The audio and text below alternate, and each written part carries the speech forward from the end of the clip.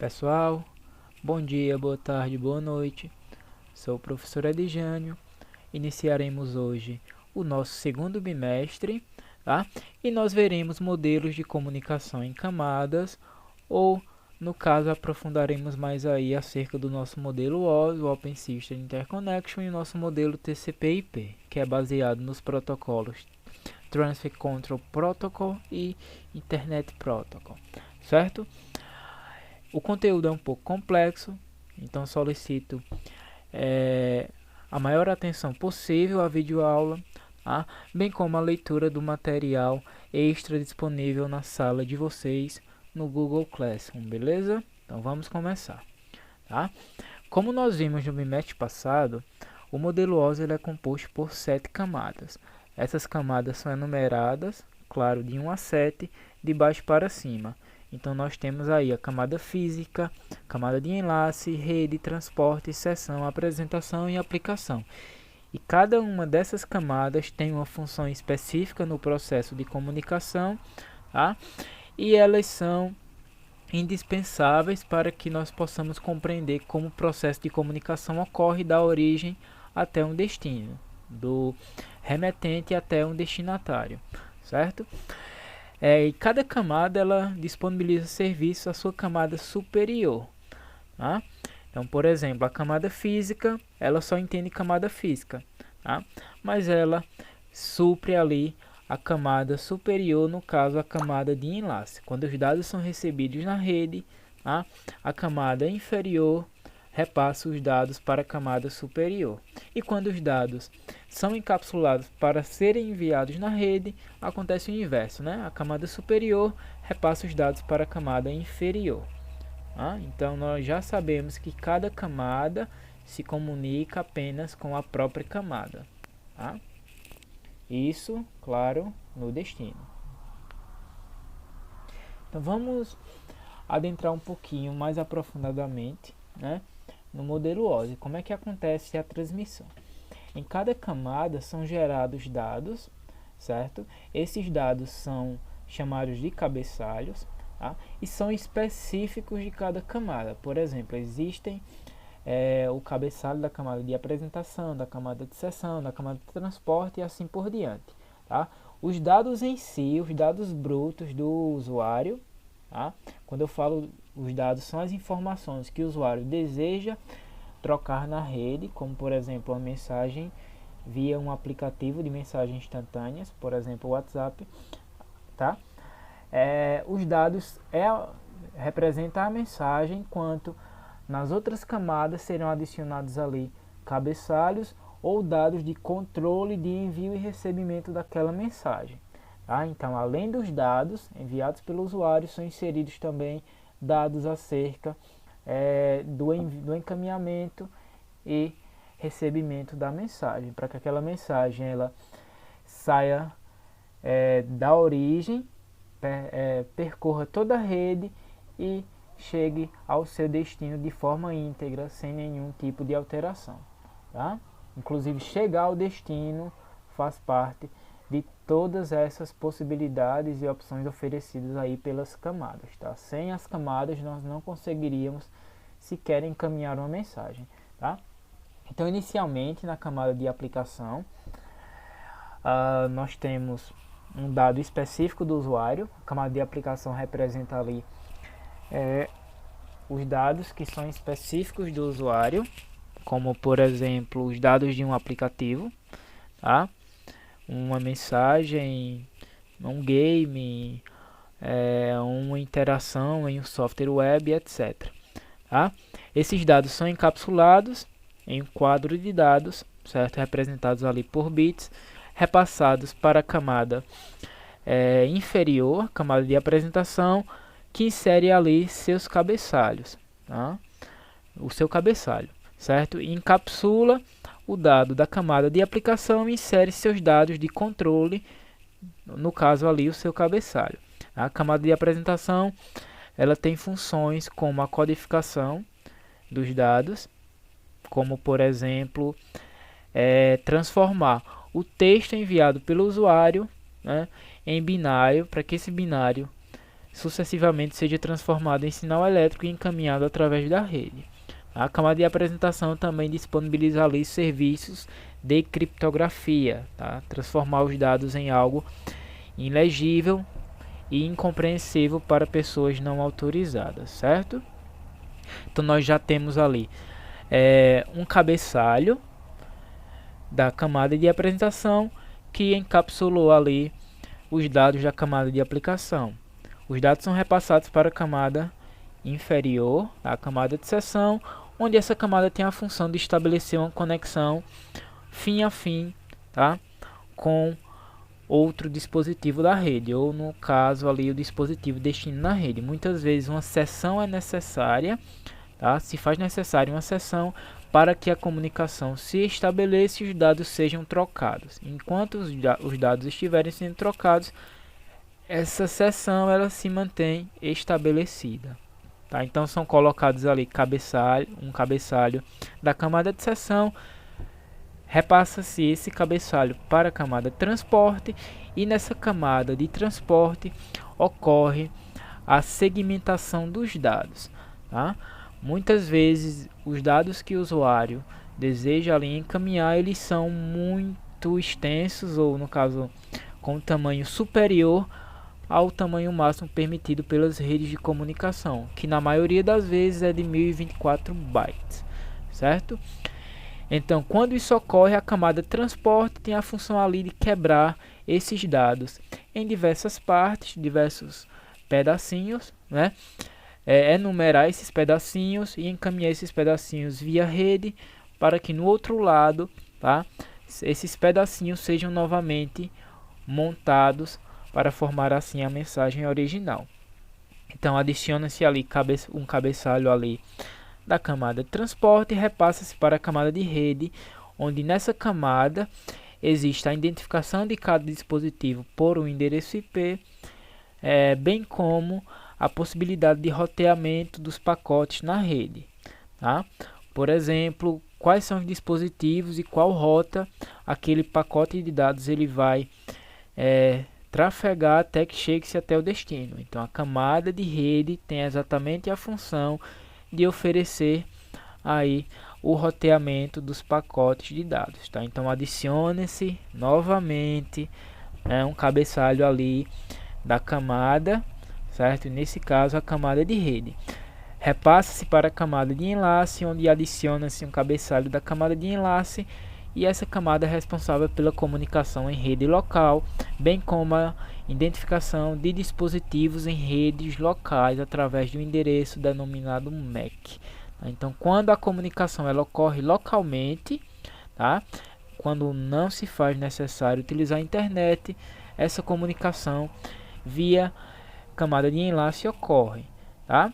Aliás, sempre que um pacote de dados ele chega à rede local, ele vai passar pela camada de enlace, ok? Então, adicionou os cabeçalhos na camada de enlace, repassa-se todos os nossos cabeçalhos, mais o nosso quadro de dados para a camada física, onde na camada física existe ali todo o sistema de cabeamento. Cabo de par trançado, que é o cabo de rede, UTP, né? Cabo de fibra óptica ou até rede de comunicação wireless, no caso aí rede sem fio. Tá? Então a camada física ela possibilita que os dados sejam encaminhados via um meio de comunicação. E uma das funções da camada física é transformar todos esses cabeçalhos mais o pacote de dados em sinais elétricos, tá? E encaminhar esses sinais elétricos via rede. Então, logo abaixo vocês veem aí, através de um meio de comunicação, todos os nossos cabeçalhos, mais o nosso quadro de dados sendo enviados ali para um destino. Tá? Lembrando que esses quadros de dados, mais os nossos cabeçalhos, eles são encaminhados em sinal elétrico, no caso de rede digital elétrica, certo? Cabo de par trançado ou até rede de micro-ondas, radiofrequência ou em sinais de luz no caso da utilização de um cabo de fibra óptica, tá? Então, no outro lado da rede, os dados são recebidos. E todo o caminho, tá, que foi realizado, todos os passos, na verdade, que foram realizados no primeiro passo, desde a criação dos dados pelo usuário até o encapsulamento de cada um dos cabeçalhos das camadas, ele será feito ao inverso do outro lado, tá? Então recebe-se os dados elétricos em sinais elétricos, né? A camada física ela transforma novamente para sinal binário, encaminha para a camada de enlace que identifica ali o endereço MAC, encaminha para a camada de rede que identifica o endereço de IP, tá? Encaminha para a camada de transporte que vai ali unir cada um dos pacotes de dados, os segmentos dos pacotes que foram recebidos. Lembram que no envio dos dados, na criação dos dados, a camada de transporte fragmentou o nosso dado ali em vários pacotinhos, né, em vários pedacinhos. Então, do outro lado, a camada de transporte vai unir cada um desses pacotes, certo? A camada de seção ela pode se manter estabelecida caso exista ainda necessidade de se trocar dados, ou ela pode ser finalizada cortando a comunicação entre os dois dispositivos. A camada de apresentação ela vai descriptografar os dados, tá? Bem como vai transformar os dados de sinal elétrico para uma informação ali que seja compreensível pelo usuário comum, no caso texto, imagem, vídeo e etc. Certo?